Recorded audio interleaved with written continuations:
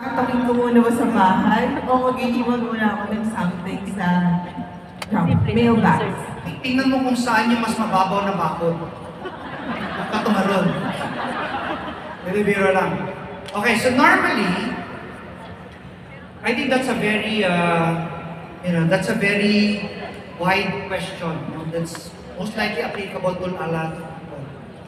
So normally, this is how I do my networking. By the way, lahat ng client ko when I was starting are all purely cold calls. Okay? I'll give you two answers. One is more direct. Another one is a technique how I do cold calling. So yung matutunan yan? Oh, wala na yung nagrarap ng sabihin ko na maaari na ito. Okay. Yung first one is I make sure that I always join mga associations. In that particular scenario, most likely I'll join the association of my village if I live in a village. Okay, now, that's a bit tricky if you join associations. Kasi in an association, you have to be able to stand out. Okay, so how do I do that? In every conversation that I do to anybody, regardless kung ipoprospect kita o hindi, I always think of a way how you will be able to remember me. So palagi niyong isipin yon. So pansinin niyo lahat ng ginagawa kanina. Simula nung nagsimula ako sa estate planning na matapos ako, I give you snippets that will make you say, oh, that's something new. Every time na may naririnig siyang something new from you, palaging naiisip ka niya na as an expert in that. Yeah. So palagi mong ganon. So I'll give you one example. I belong to this car club and we're all supposed to go to Japan kasi every January may Japan trip. So nagkukwentuhan kami lahat and then you know what I did? Sinabi ko lang sa kanila, guys, start buying your yen already. Bumili na kayo ng yen kasi ang yen pababa na. Pataas yan. So kung hindi pa kayo bumili ngayon, mapapamahal na kayo next January.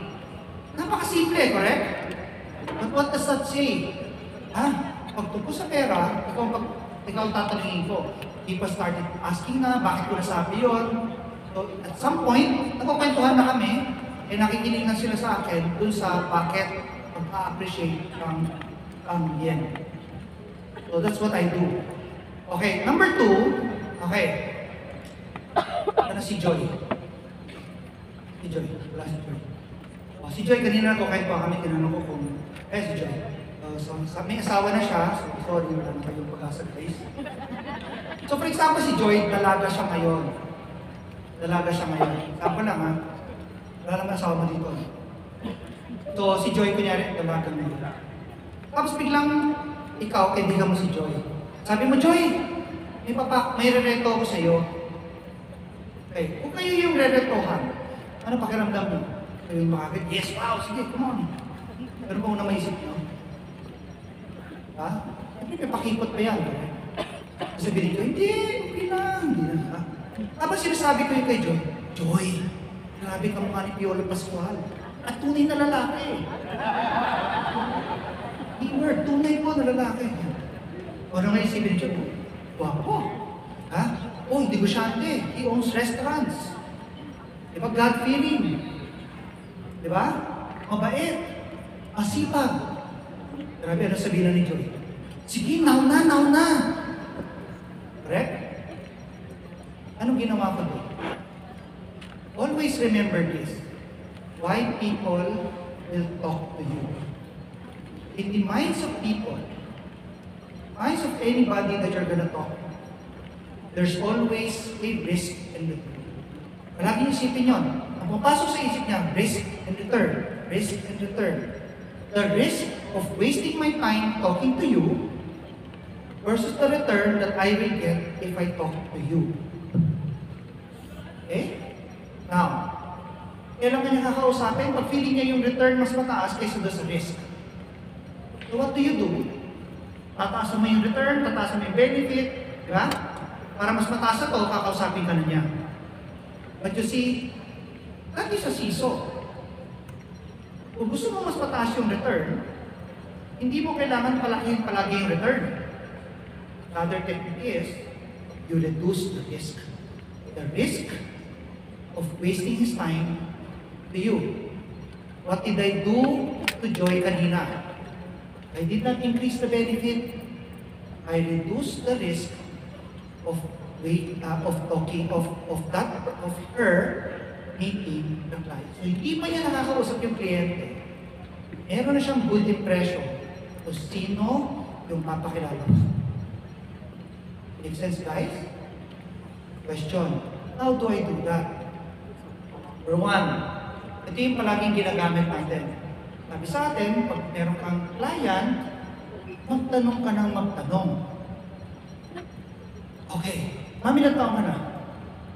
Ikaw? Yes, ilang taon ka na? May asawa ka na? May anak ka na? May kapatid ka? May parents ka pa? Ilang taon parents mo? Pareho sa 50? Okay, guess what?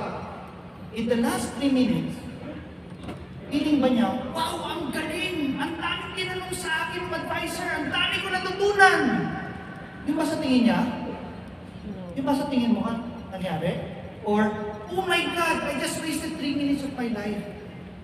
Kasi everything na sa pinag-usapan namin, alam ko na eh. Intindihan mo? So, do you want to talk to someone na wala ka natututunan? At lahat siya ang natututo sa'yo. Gusto mo siyang kausapin? Ayaw mo ka rin. So you see, you ask question, that's correct. But never in the prospecting stage. Never in the prospecting. In the prospecting stage, you're selling your credibility. Okay? Okay, ito yung gawin nyo. Lalo na kung may high network kayong prospect.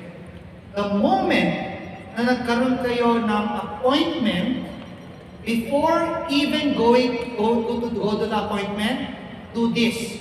Create a pre-packaged meeting. I call it a pre-packaged meeting. What is in the pre-packaged meeting? Number one, a formal letter confirming Mr. Jonas. This is to confirm our meeting, etc., etc. Our topic is etc., etc. It will take us 45 minutes, etc., etc. And together with this letter is an attached article that may be of your interest. Professional, yung seen as professional, 1,000 times. Tama? Number 2, pagpunta mo sa kliyente mo, ano muna pag-usapan mo? Kung gaano kaganda ang true life, correct? Why even do that? In the pre-packaged letter, sama mo doon sa package na yon, a one-pager about your company. Correct? What else? Pagdating mo sa kliyente, ano pinakaunang gagawin mo? Magyayabang ka ngayon. You know, I'm an MDRT, COT, TOT, whatever. Correct? Guess what? Bakit mo kailangan gawin yun? Sama mo na yun sa pre-packaged letter. One-pager about yourself. Correct?